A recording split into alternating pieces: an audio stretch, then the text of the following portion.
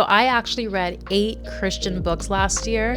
I was going through the most intense and horrible wilderness season. So I actually don't know why or how I even got through 8 books, but I did. And I'm so proud of myself.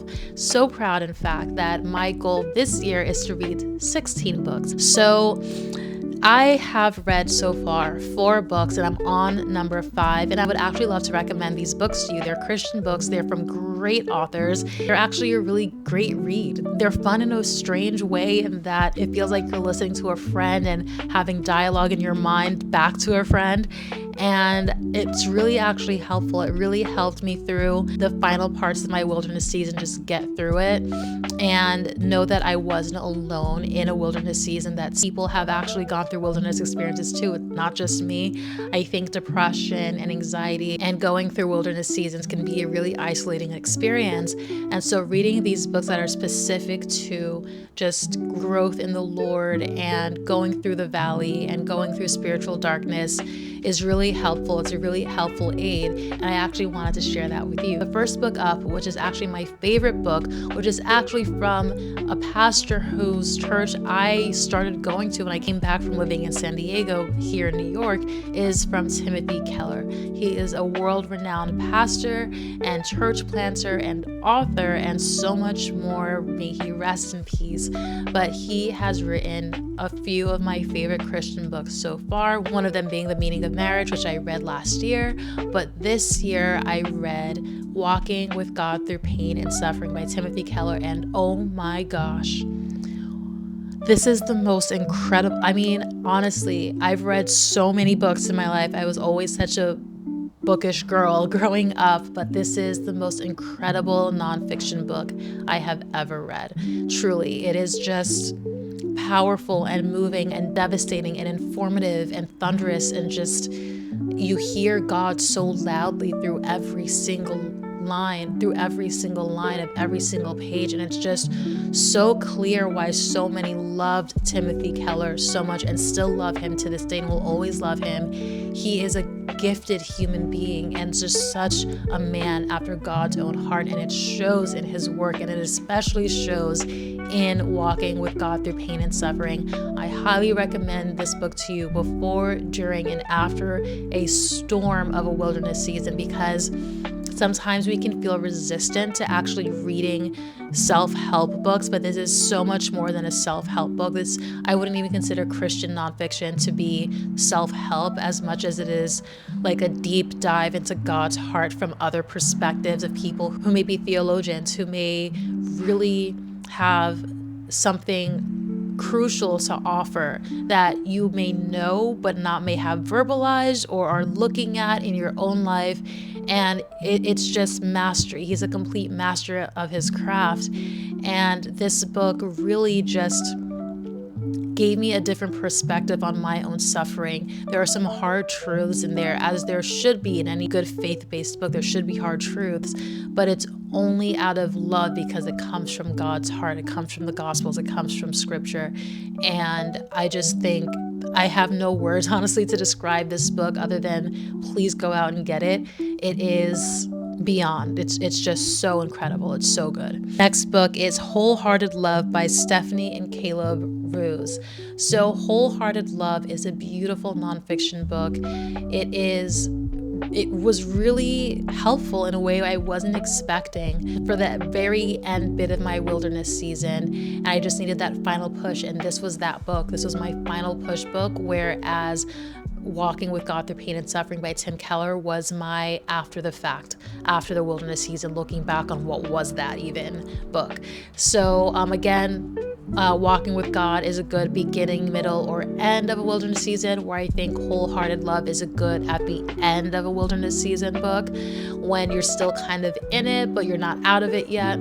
And gosh, it's both it's this married couple, Stephanie and Caleb, and they're detailing both of their stories before they met each other, when they met each other, and after they got married, what their lives looked like, the lessons that they were learning, horrible seasons that they each had to go through, hard lessons that they each learned and had to, suffer through, while all keeping God top of mind. And it's so inspiring, and it's so relatable too, because even though they kept God at the forefront, we don't always want to. We don't always feel compelled to do that. But it's so empowering to see when others are able to do it, or when others detail their experience of being challenged through that and having to find again God's heart through chaos, that it inspires us that we can do it too. So I really recommend this book at the tail end of a wilderness season. It's just it's like a comforting book, and you laugh, you cry, you're amazed, some things are shocking, and it's really surprising. I was actually really surprised by this book, and it's really well written by both of them, and I enjoyed it very much. The next book is Break Up With What Broke You by Christian Bevere. This book was kind of the middle of my wilderness season, where I was just like heartbroken and not having a good time, and not understanding why I was still holding on to a person or to an idea of a person, and relationships outside of my relationship with the Lord that I was idolizing. And this book, Break Up With What Broke You, really puts all of that into perspective of what happens when you give into idolatry of relationships and love and men or sex. And it's Christian Bevere is, again, super talented, a woman after God's own heart. And she has her own podcast as well. And I'm just completely in awe of her and her husband, again, of the work that they do together and individually. I mean, I think it's so beautiful to see couples who live for the Lord work together in the media space, even if it's a smaller media space, and just watch them grow the kingdom and watch them in their ministry. That's something that I aspire to, and the book is not aspirational, it is inspirational, and I love that. I love to just take a load off from what I'm reading, of not feeling like, oh, I have to live like this now, I have to be like this person or do the things that they do. No, it's just like, it's about their experience and how you can identify what you're going through and yourself in their experience, and how to walk through that with God and with Jesus. So I really love this book for like a middle of a wilderness season. And at the beginning, it would be great too, right when things are fresh, right when the wound is just like wounding at the beginning. I would really deep dive into Break Up With What Broke You.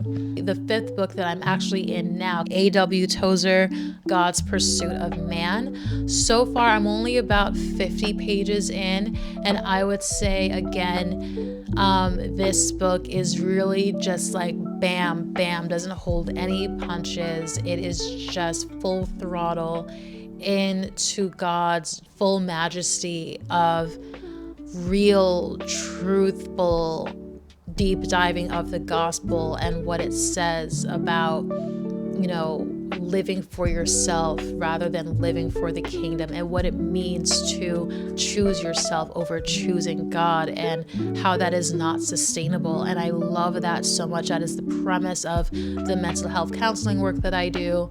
And I think it is such a great and powerful and necessary message. Again, I'm not finished with this book yet. I'm about a third of the way through, but I highly recommend this book.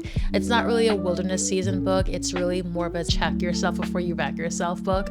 So God's Pursuit of Man is beautiful, but it's also just like, yeah, like I need to remove my pride and my self-interest and thinking that I'm the king or queen and I run this ish, to knowing that there is one on the throne and his name is Jesus, and he has a real good plan for us if we would just get out of our own way. So I just wanted to come on here real quick and give you those book recommendations. Let me know if you have any book recommendations for me. I love to read, and I will fill you in more on my book journey for this year. I'm going to try for 16. and I think I can get there. I'm already 5 in and it's March.